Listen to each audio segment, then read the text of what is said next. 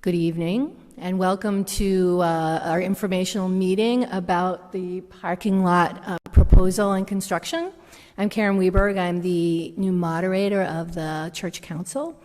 And for those of you who are watching online, we had originally been going to use a speaker to let you listen in and ask questions. Unfortunately, it's not great for distance, so it's probably best if you are listening to get your cell phones out, and if you have questions and concerns, you should text Reverend Hughes. He has given me permission to give out his cell phone number, and you can text him at 978-404-9005. So again, that's 978-404-9005, and feel free to text questions during the presentation.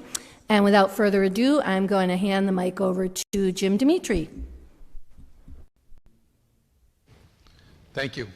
Rick, did you want to say a prayer first?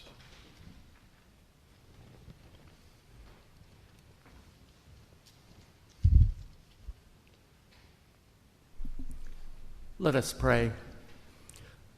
Lord God, as we gather to ponder a major decision that we are being called to make, we first pause to invoke your Spirit, its presence, and its wisdom. We seek it in all of life's decisions, but especially this evening, and we pray that you will be present in our speaking and our texting, but even more so in our listening, so that all that we do will be good and right and pleasing in your sight. Amen. Thank you, Rick. Thank you and welcome again. My name is Jim Dimitri, and I've been on this committee. It's been approximately 3 years now.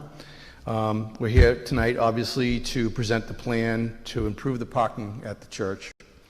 This presentation is the final piece of a plan that began about 3 years ago and goes back to our 5-year strategic plan.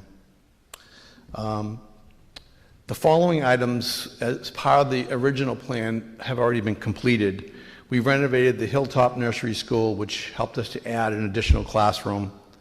We built the new storage building behind the church that allowed us to make room for what is now the new North Reading Food Pantry. We renovated the new parsonage located at 9 Woodland Street, which allowed us to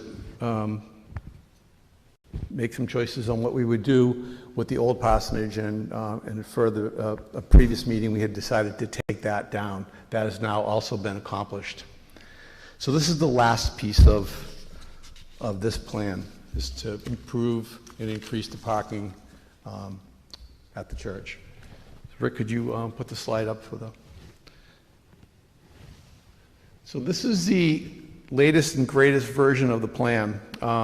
There was a plan that was in your the news and was presented last week that was inadvertently an older version of this same plan. There were some changes on this plan that we thought were beneficial, and this was ultimately is the plan that we decided was the best one to go with. This plan, and the reason for that is we gave up a few spaces by going with this plan. However, this allowed us to add additional green space that we thought would be nice for the church.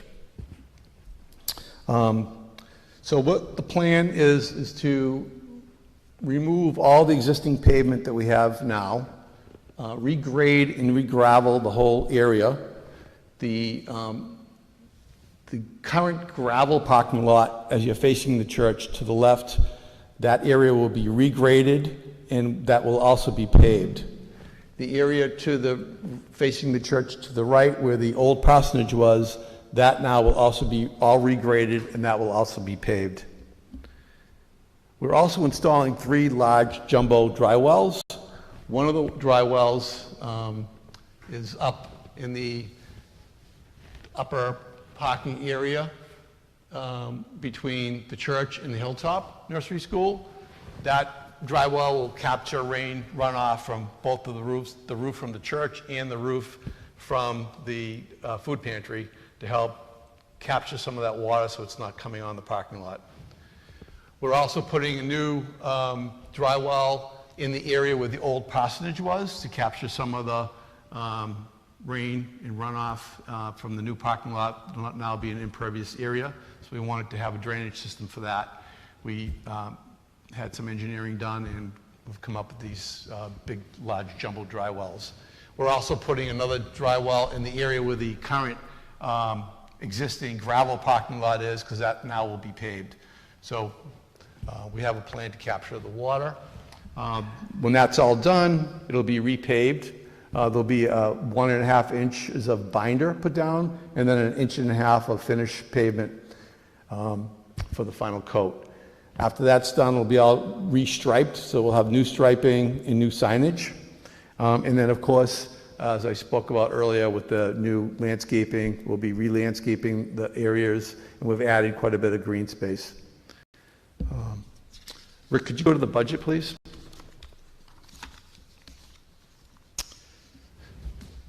So the existing parking lot has approximately 42 parking spaces. With the new plan, we'll be increasing to a total of 68, approximately 68 parking spaces. That's an increase of 26 spots, or 62% increase from where we were. So it's quite a bit of more parking. The total square footage that we'll be paving is 31,500 square feet. And the budget, there we go. The budget is $26,500 to remove all the old pavement, get rid of it, regrade it, bring gravel in, and have it all prepped and ready to go for the pavers. The paving for both the 1.5 inches of binder and 1.5 inches of finish is $62,500. Then you can see that we have 3 of the jumbo dry wells at a cost of $6,000. That's material and labor. $2,000 in engineering. Parking lot striping, $2,500. Landscaping, $7,500. And then we have an 18% contingency budget of $21,420. That's a total of $140,420. However, we did add, through discussions with House, would like to add some new fencing and gate for the dumpsters and kind of cover that up a little bit in that area. So that is the only number that's not in here. We're waiting for that number. We expect to have it within the next 2 weeks, and we'll have that number prior to asking for a vote. Right now the budget's $140. That will go up a little bit for the fencing and the gate for the dumpster. Some of the benefits of this new parking area: obviously, we're increasing the parking spaces by 62%, or approximately 26 spots. The additional spaces will allow for more on-site parking and less parking on the street. The additional spaces will be a welcome addition to badly needed parking for the church, the Hilltop Nursery School, and the food pantry. This plan will incorporate drainage system that we talked about that will improve drainage runoff from the church buildings, the food pantry building, and the parking areas. We believe that this plan will be a more usable, efficient, and safer parking lot. Also, if we decided to forego this plan, I believe that the existing parking lot at some time in the near future will have to be done regardless, just because of its age. And also, we're adding the additional green space and landscape areas around the church, which I think will be a welcome addition. Rick, you want to go through the funding?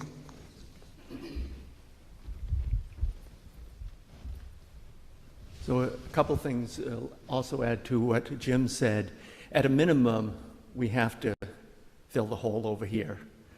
Can't leave it like that. So that will also be needed. That will also need to be done.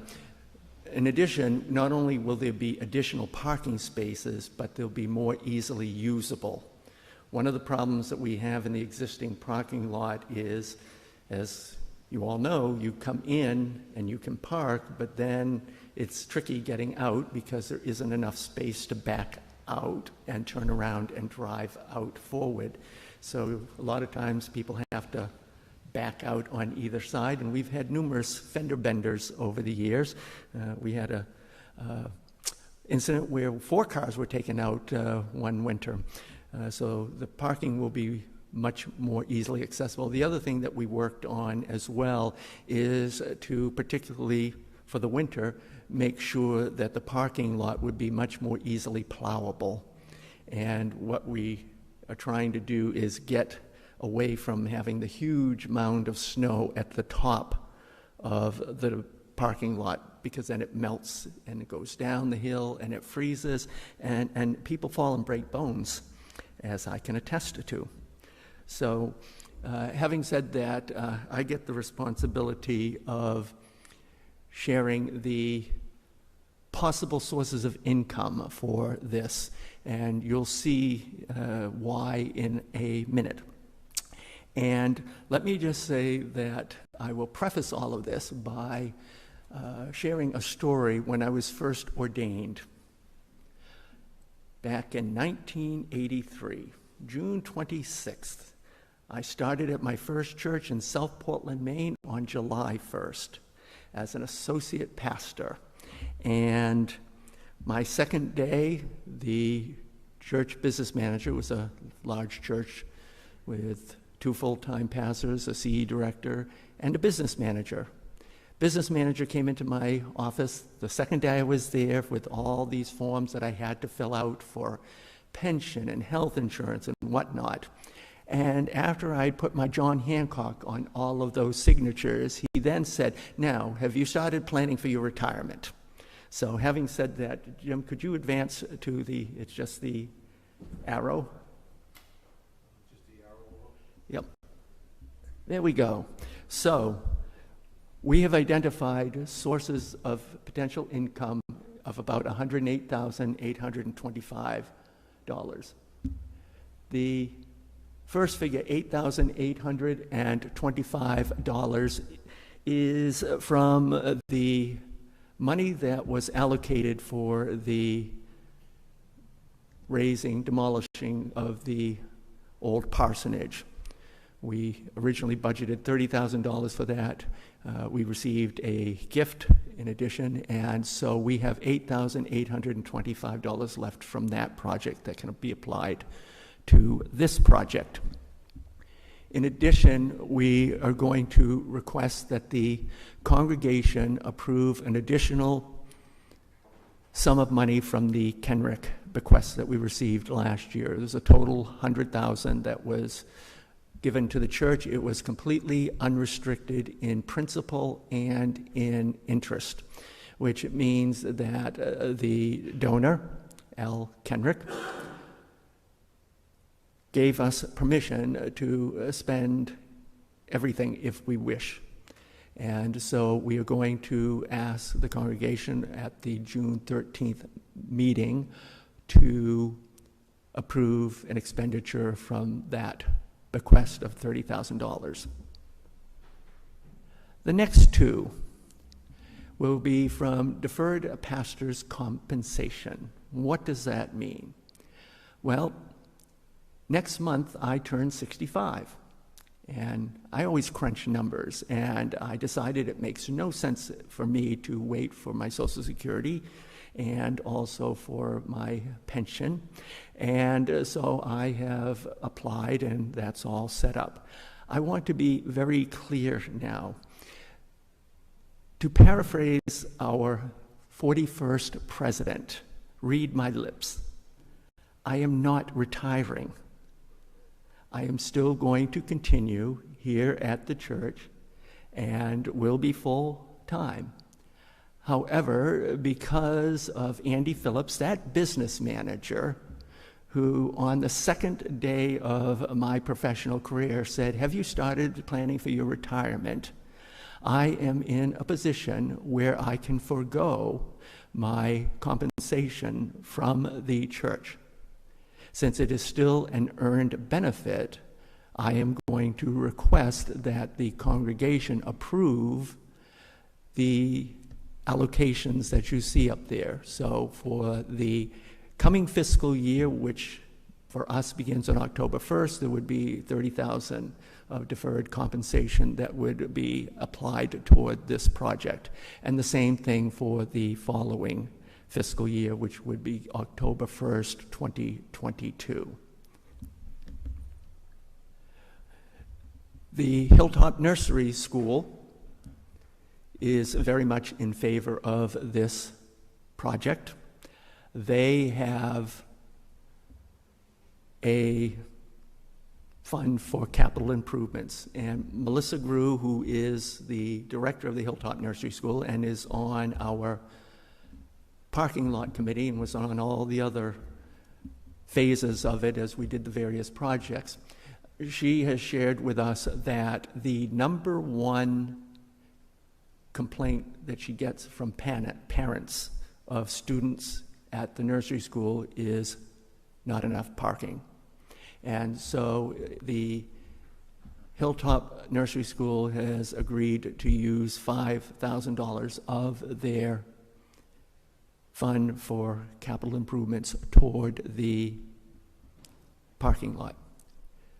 Also, since the parking lot would benefit the food pantry, and they have requested a dry well to help prevent the runoff and icy conditions in the winter, we have submitted a request to the board for the North Reading Food Pantry to contribute $5,000. I want to be clear that has been submitted. It has not even been discussed at this point. So you put those figures together, you come up with $108,825, which, subtracting that from the projected total cost, means that the church will have to borrow from its own endowments a total of $31,415, which would be then paid back. And in regards to that, there are two sources of income for paying down our indebtedness, our mortgage to ourselves, if you will. One is the pledging, which includes an option for debt reduction. That's how we paid off the sanctuary here.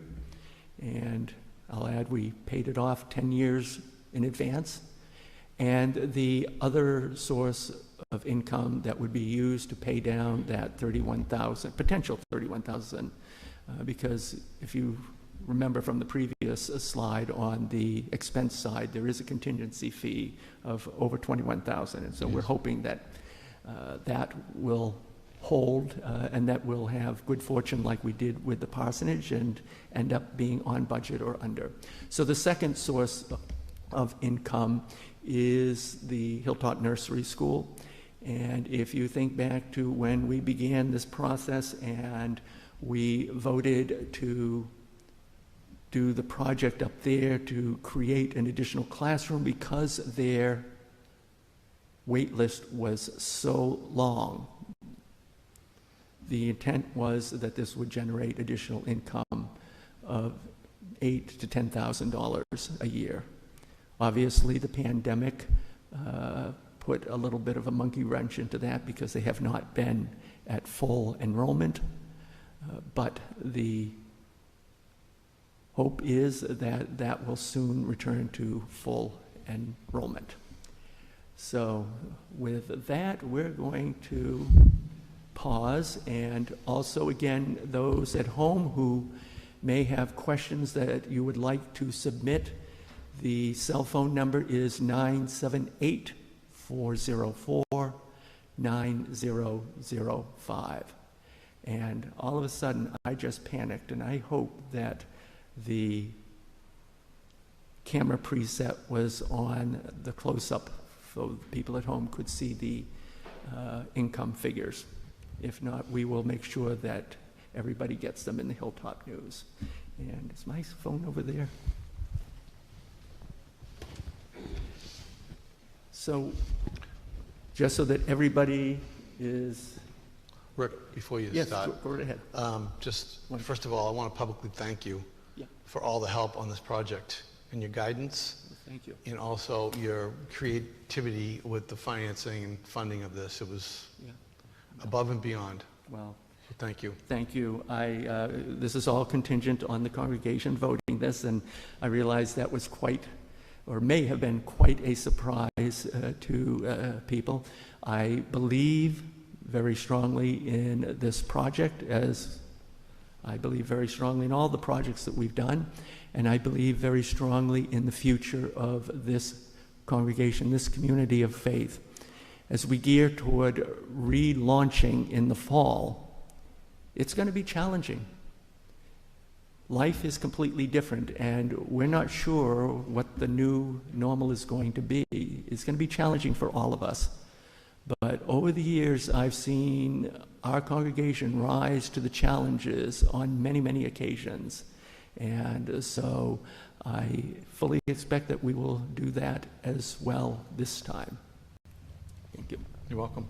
One other thing is the balance. Obviously, as I spoke a little earlier about the budget, the one piece that we don't have is the fencing, so that could go up a little bit. We're hoping that, you know, we've got quite a large contingency bucket in the budget, but we don't want to count on that. So when June 13th comes rolling around, we'll probably we will be asking for the Jim, fence. actually, that leads me to something else we could probably share. If you would go back to the diagram of the proposed parking.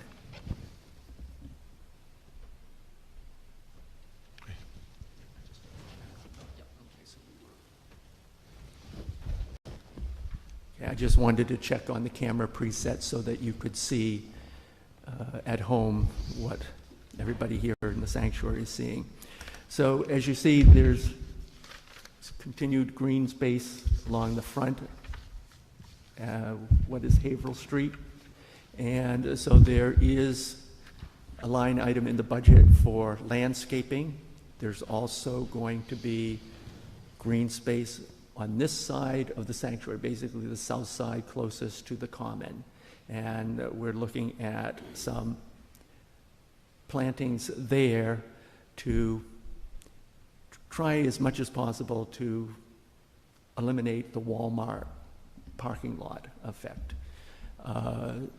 One of the thoughts that has come up is to do something similar to what we did with the Memorial Garden out here.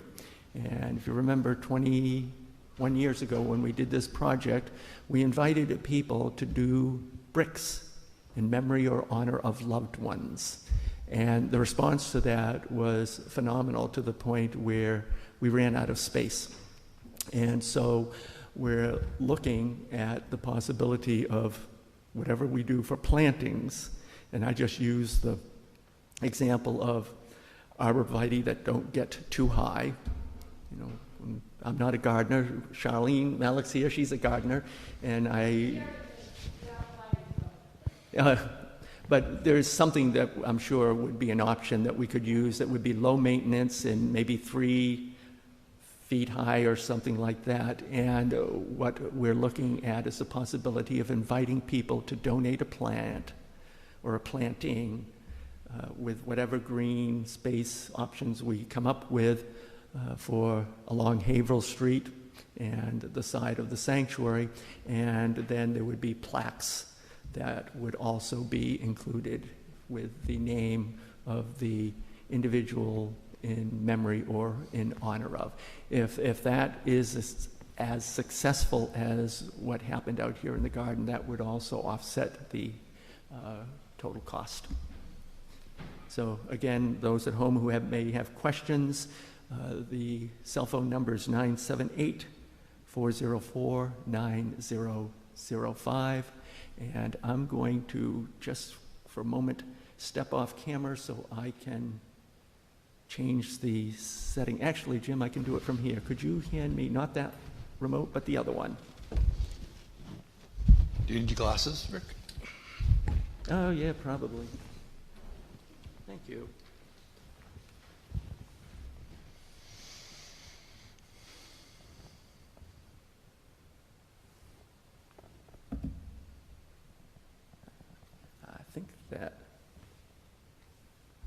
I can't tell if that changed or not, but you can tell if it changed over there. It usually takes about 20 seconds to 30 seconds because there's a lag. So, questions, or as I always say at my Bible studies, questions, comments, and conundrums. Yes, Chris? Is it correct that you're going to have to do some excavating in front of the food pantry in order to reduce the grade down to April Street? So originally, If that's correct, could you elaborate on that? so let me first repeat the question so that people at home know what it was.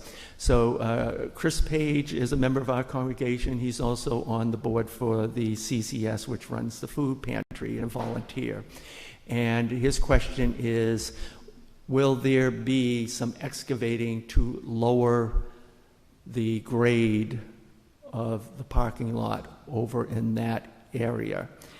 If you're out in the parking lot, you'll notice that there's a mound, basically, that goes from the walkway into the sanctuary up toward the food pantry, and then the old parsonage driveway, it goes down to Hill Street. And at one time, we were trying to look at eliminating or reducing the grade, the slope of the parking lot, and that was being discussed. And I'm going to let Jim answer that question. Sure. So that came up approximately 2 months ago, 6 weeks ago, when I was bringing the contractor back out here to just go through the project with them again and have them reprice everything and double checking everything. And when we were out here, we noticed that this grade change happened from the little walkway that's right out here and goes over towards the food pantry. And we thought, oh geez, we could lower that grade. That could help flatten out the parking a little bit. But then about 2 weeks ago, I had, that would have encompassed, as you said, removing that area and lowering the grade there. We would have had to build walls, and we would have to deal with the handicap parking area. We thought we were going to be able to get about a foot and a half to 2 feet or 18 inches, which could be significant. As it turns out, when I brought the wall guys in here, I said, well, if we do this, now we've got to add to the budget because that's now going to incorporate walls and redoing the handicap parking area. So as we looked at it, we started shooting grades. As it turns out, there's just a small area that we were only going to gain 10 inches. And then as you get in front of the food pantry, it actually drops down so that we would only be gaining about 5 inches. The wall no longer made sense to do that project in that manner. So we eliminated that and going to leave that grade about where it is now because we don't really want to have to build walls. It wasn't the benefit that we were ultimately going to receive for the cost of the walls did not make sense. Hopefully I answered your question.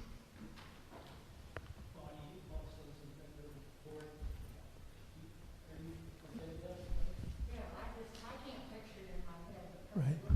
So the simple answer to your question is no, we're not doing that. That's a long answer, but a little more detail of how that came up and how you may have heard that, but ultimately we're not doing that. Yeah.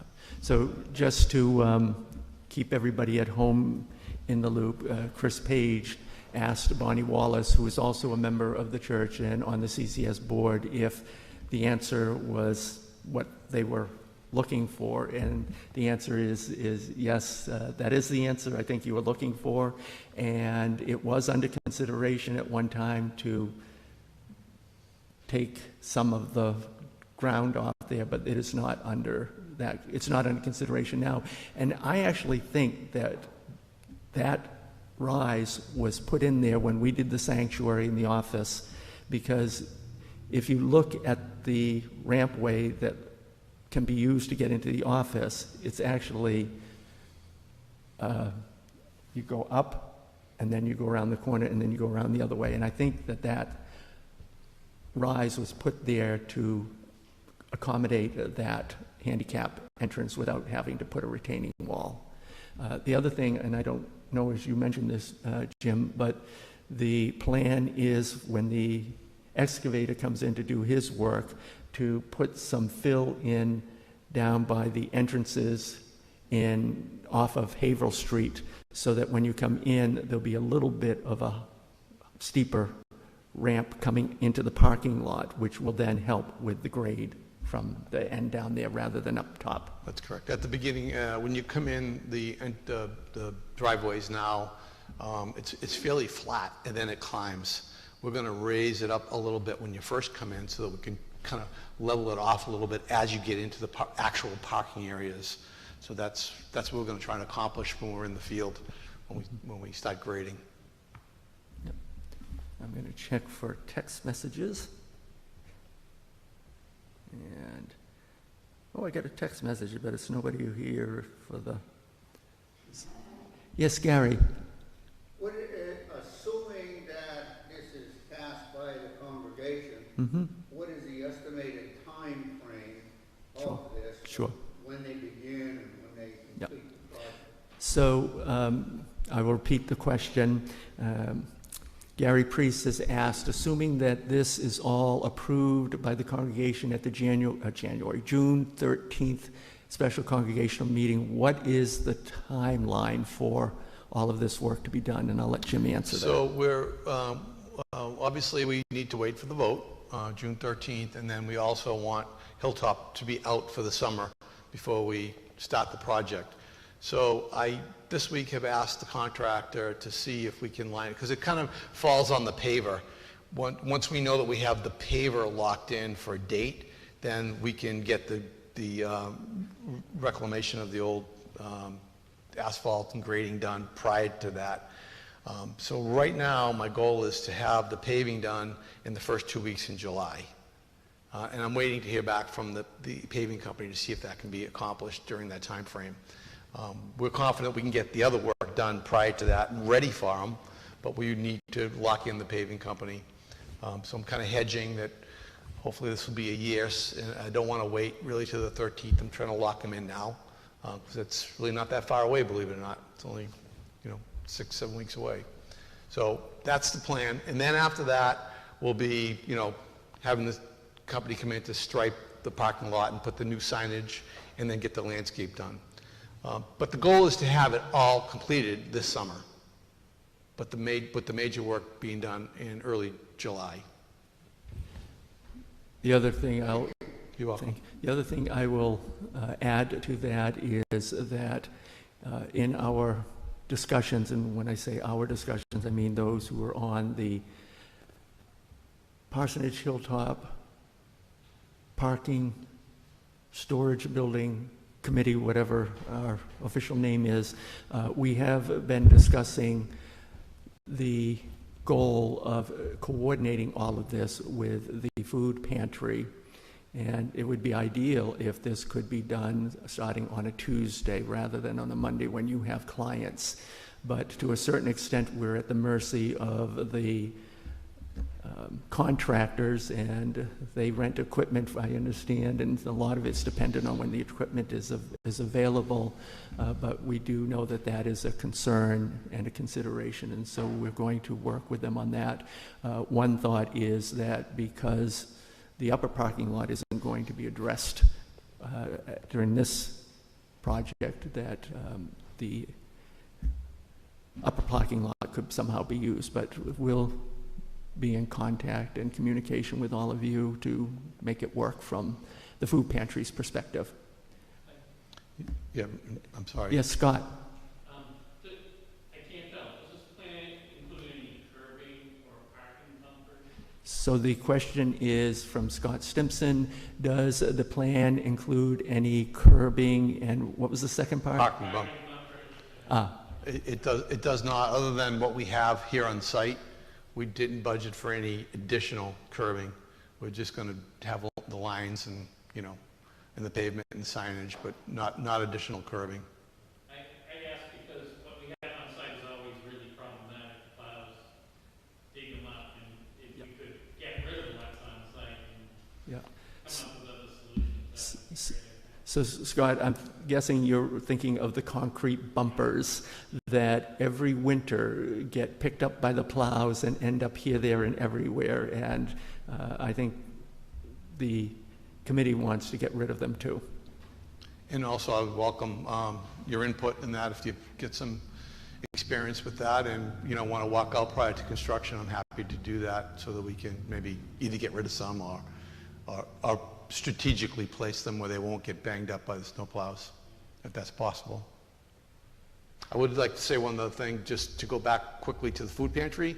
It is also our intention to have a pre-construction meeting with the food pantry so that we can talk about the timing of all this when it's appropriate time to do that. And you know, as Rick said, one of our thoughts was that during that construction period, the parking lot up above where the hilltop uses that's not being done as part of this project. So that parking lot, they'll be out of school, that parking lot will be available. We're thinking that potentially that's where you'd be parking for that project while the project's being completed. And it just occurred to me, another difference from what the final product will be compared to what we see in these plans is, you'll notice that in the plans on the screen, the handicap parking is basically out here facing the sanctuary where the office area is. The plan is to shift that handicap parking up to where the parking spaces are by the food pantry and the retaining wall for what we affectionately refer to as Mount Hope here in the church. And the reason for that is it would make the handicap parking more centrally located for church members and also for food pantry clients. Plus, in addition to that, those spaces up where Mount Hope is located are much more level than out here. And the other thing I will say is that we are going to great lengths to minimize the number of trees that will need to be cut down in the vacant lot over here. We actually did a walking tour of that area last Wednesday, and there are a number of trees that have to come down. They're dead.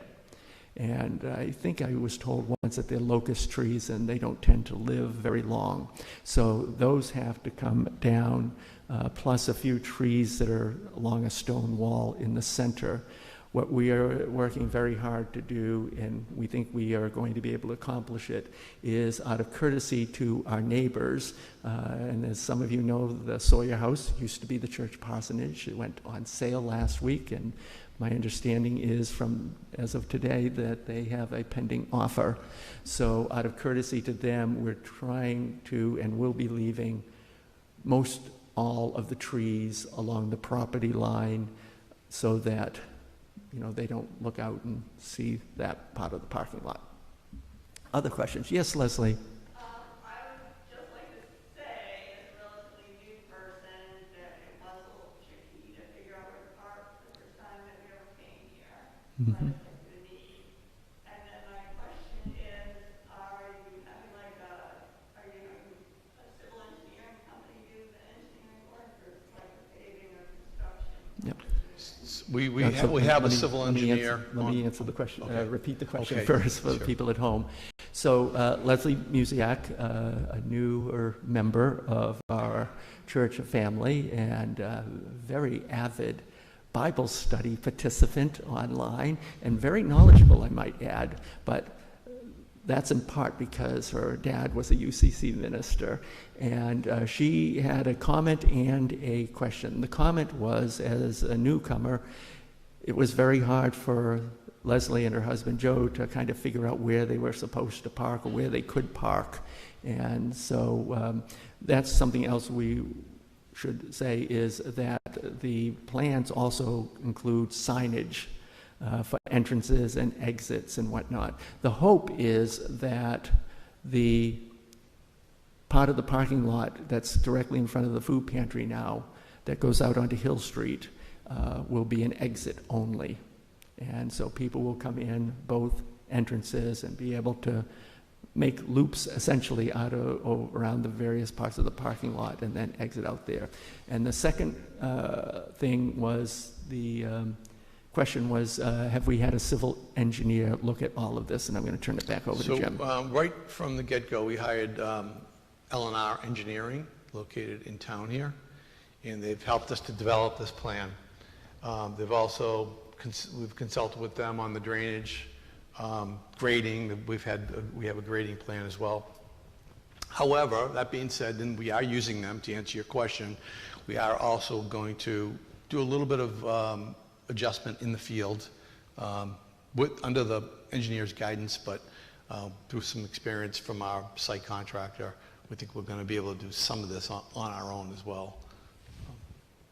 But the plan was developed by an engineer, and we're still consulting with him. And so, again, people at home who have a question, to text. The number is 978-404-9005, and we do have a text in question.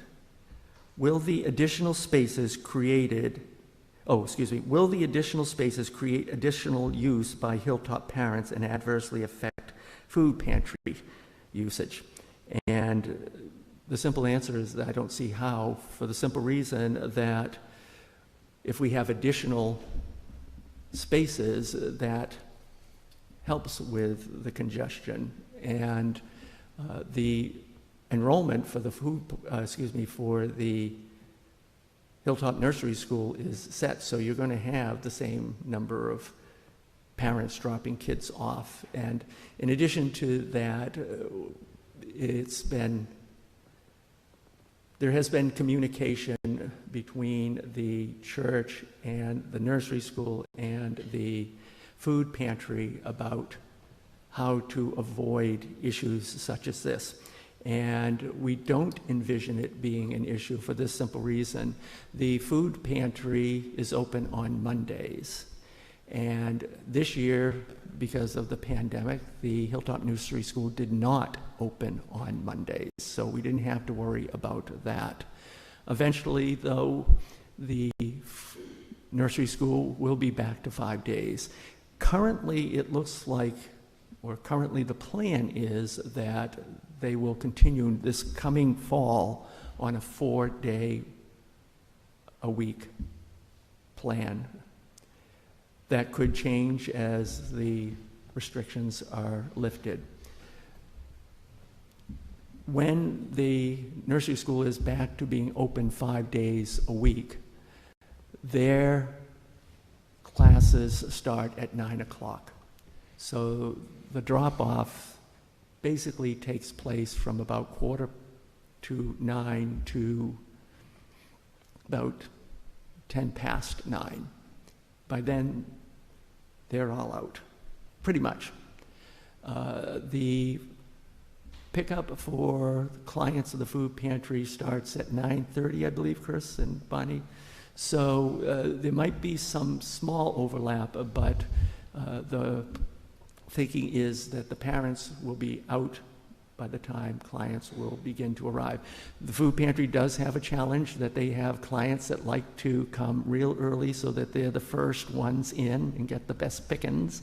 But the food pantry has agreed that they are not going to allow clients to come early like that. So we're quite confident that we'll get this all worked out. And I will also say that we have a staff meeting every other week, and Chris Page is a liaison from the food pantry to the meetings. So the intent is to keep the lines of communication open to avoid problems. I think I saw a hand from Scott. Yeah, I have a lot of questions. My next one is the dumpster area. Yes. An area that honestly currently needs some work anyway. I'm just trying to figure out how that fits into this plan, because it looks like you've got parking in front of it. There So is. let me repeat the question. Scott Stimson has asked about the plans for the dumpster, or the dumpsters. We have two, one for general waste and one for recycling. And currently, the two dumpsters are kind of kitty corner over where the fence is for the neighbor's house. And so Scott's question is, how does this plan work with that? Because you look at it and there are some parking spaces where the dumpsters may end up going. So you're correct.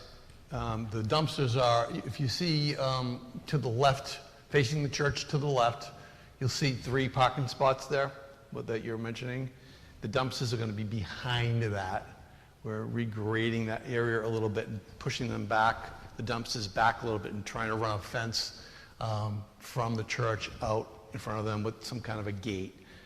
Again, that's the one piece that we don't have totally figured out yet. We're meeting with the fence people next week, and we'll get a price on doing that. But the idea is that during the days that those are being emptied, there's really nobody parking there.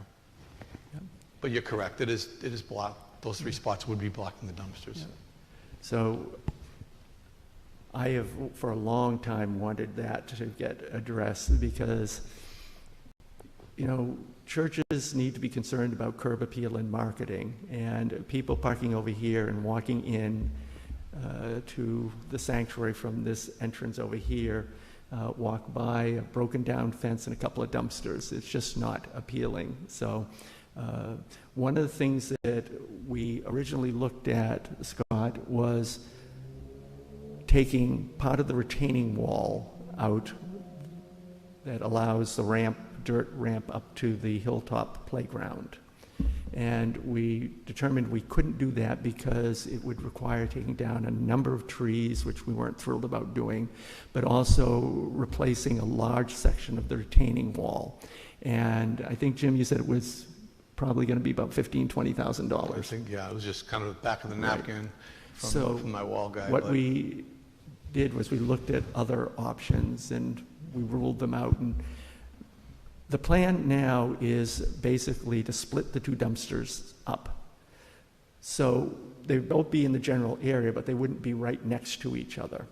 So as you come out the side door here, okay, on the left is that door that leads down to the Boy Scout room, which never really locks thoroughly and is inviting kids to go down there and explore. So the plan is when you come out this side door, immediately on your right will be a fence with one of the dumpsters behind that. So it hides the dumpster, it hides the little shed out there, and it hides the door leading down to what we call the Boy Scout room.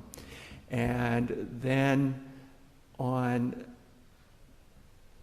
the side closest to where the fence is, the second dumpster would go there, and there would be a fence in front of it and on the side of it. And we were out there, I think we did that this past Wednesday as well, and we determined that we could space them apart from each other so that you would still have access to that ramp. So, for example, when the landscaper is here, he would still be able to drive up there to do the mowing. And there was something else. What it all comes down to is on Wednesdays when the dumpster gets emptied. Somebody's windows open in Great Cadillac. I think it's stopped. Oh.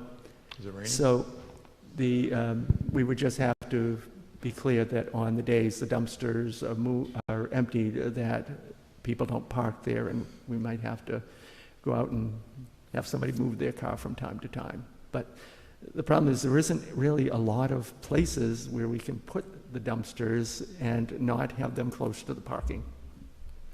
Yes, Don? What about, since you're talking about that area, the area in back of Putnam Hall, which gives access to both the work storage room, the kitchen, and the storage building, is that going to have adequate access? So Don Putney's question is along the same lines. Just as the placement of the 2 dumpsters will allow access up the ramp to the hilltop playground, there is a need for access to be able to get behind Putnam Hall, since sometimes for food events and whatnot, they bring cars in there to unload because it provides access to the kitchen and also the new storage area. And we looked at that, and we think that that is also going to be allowed or doable.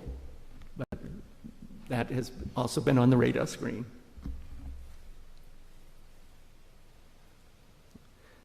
Checking to see if there are any other questions.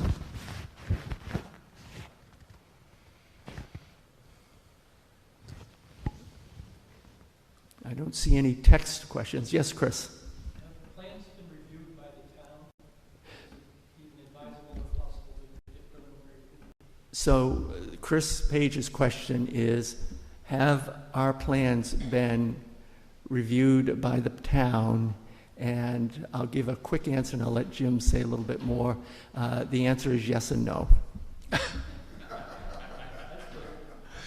So I did, early on, I contacted the planning director, and in her estimation, this did not require any kind of a site plan approval. I then also had numerous discussions with Warren, just to be sure, my first discussions were, quite a long time ago, and then we've had COVID, and time has passed, so I circled back and checked again, and no, does not require any site plan review. And just so everybody is on the same page, Warren is Warren Pierce, a member of our congregation who for many years served on the Community Planning Commission. He still does, he's the chairman. Is he still on it? Yeah. Okay. And so he's quite knowledgeable about all of this. He does septic installations. He did it over at the Parsons. So he knows his stuff in this regard. And the one thing that he raised was the need for the dry wells, because with the additional paving, it could create more runoff. And if that became an issue, then the town might come to us after the fact and say, you've got a problem here, you need to address it. So that's why I said yes and no. And to that point, to the drainage point, the engineer was confident that we technically don't need to do it, but Warren's suggestion was to do it. I reviewed it with the engineer, and we all agreed that it makes sense to do that, and why not? It's not a huge expense, and to do it now while we're tearing everything up is the right thing to do, to be sure that we capture and capture that water, that runoff, and recharge. I'm really hopeful that the dry wells and having gutters that run from Fellowship Hall and the food pantry into the dry well at the top here will eliminate a great deal of the runoff, particularly in the winter, because that can be very treacherous. Yes, Scott? Just so I understand, so there's a walkway that goes up beside the hall towards Hilltop, and that's one of the areas that gets bad in the winter because of the roof runoff. Yes. Yes. Your plan incorporates dry wells for that area? That's where the dry wells are going to be. So let me sorry, repeat the question. So Scott, who is also on the House Ministry, and this is something that they've been discussing, asked about the dry well and its placement and whether it's tying into Fellowship Hall runoff and the food pantry. So the Fellowship Hall runoff and office area, that part of the building, that's where we're going to be capturing the water coming off the roof. And the plan is in this parking area where you see, I believe it says 5 between the Fellowship Hall and the food pantry.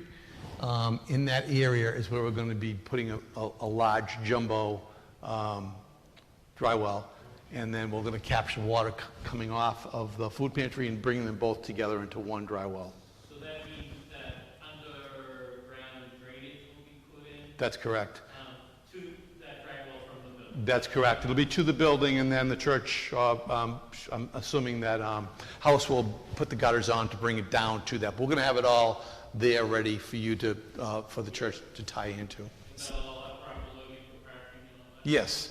So Scott's follow-up question was, would there be underground connection between the gutter systems on Fellowship Hall and the food pantry running underground into the dry well at the top of the parking lot? And the answer to that question is yes. My understanding is the two dry wells down in the lower part of the parking lot on each side will basically be a grate with some grating.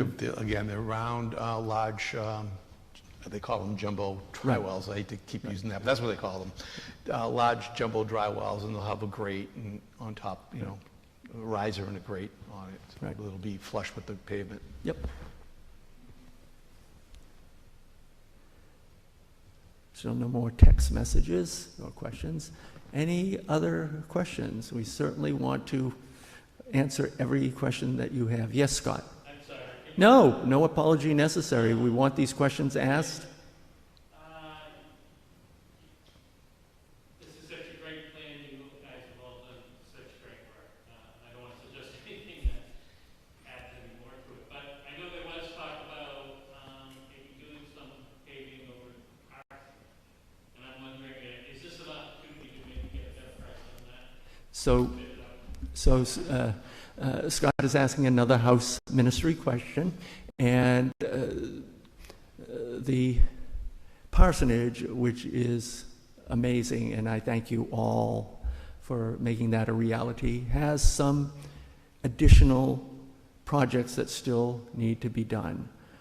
One is the driveway, which was actually a concrete driveway and took a beating with the work that was done over there with heavy equipment and also with the dumpster that was put there and really was on its last legs anyways.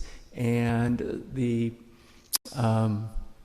question is there a possibility that we could tie in the project for the parsonage driveway with this that might allow us to get a better price? And my understanding, Jim, is that this excavator is very large, and so they really wouldn't do projects like this. However, my message is to the House Ministry is to stay tuned because I have something else up my sleeve that I'm going to reveal at some point. We did. I'm sorry. We did this did come up. We did discuss this, and the company that's doing this for us is a big commercial. You know, they're not doing small driveways. You know, so it was a little bit difficult to get this price for that driveway. So, Scott, I will say that I have a joke, and the joke is that the 5 scariest words that you can hear at Union Congregational Church in North Reading is when the pastor comes to you and says, you know, I've been thinking. I've been thinking about this, and so when everything is in order, I'll have a conversation that I will share with the House Ministry. Other questions? You're all asking great questions, either things that others are going to be wondering as well. And one of the nice things about live streaming this is that those who weren't able to be here tonight or watch online will be able to watch it at a later time. In fact, the link for this live stream is in the Hilltop News for tomorrow. Yes, Sally? My question is, where the food pantry truck is parked, Yes. when you go pull out to go onto Hill Street, blocks the view from Yep. So we have, Sally's question is about the food pantry truck, which is parked next to the building for the food pantry, parallel to Hill Street. It used to be used for some church parking and Hilltop Nursery School parking. Very not wise decision, because with the size of SUVs and a lot of vehicles, the back end stuck out onto Hill Street. So we'll pass that concern on to the food pantry again. The way it's supposed to be parked is in a way that, so when you first come out the side of the building, there's a gap between the truck and the side of the building, and you can see up Hill Street so that you know that you have clearance to pull out. I thought I said, yes, Charlene. the timeline that was discussed, does that also include the completion of the landscape? So Charlene's question is the timeline that Jim mentioned with the work beginning in early July. Does that include the landscaping? And my thought is I don't think it does, but I'll let you answer that. I think it's a possibility we could get it all done by the end of the summer. With the exception of maybe the fencing. I'll know more on that next week when I meet with the fence people. Just don't know about delivery of the gates and things like that. I'm hoping that that can be accomplished, but that, in my mind right now, that's the only piece of this project that I'm not confident on getting done this summer. I believe the landscaping can be done all this summer. However, we're also going to be asking for some help from the congregation, some labor to help do that, volunteer labor. And so I actually have a question for Charlene, and Charlene is a member of the North Reading Garden Club, past president, and so my question is perhaps we can have a conversation, meaning you and the parking lot committee, to discuss plantings that might work and also best time for those plantings. And I'm not a gardener, but part of me wonders if it's better to do the plantings in, say, late September, early October, rather than in the middle of the end of the summer. Yeah, there's certainly plenty of time to do it, but that might not be the best time. So, yep. Yep, very good. Other questions? I'm thrilled with the number of questions. It's encouraging to see that this obviously is of interest to people, and people have been thinking about it. So questions definitely welcomed. Any more Let me check my text messages again. Oh, hold on. Oops, hold on. I hate when my phone locks and you can't do the landscape orientating, and that's what's happened, but it looks like I have some, so please bear with me. Oops, that's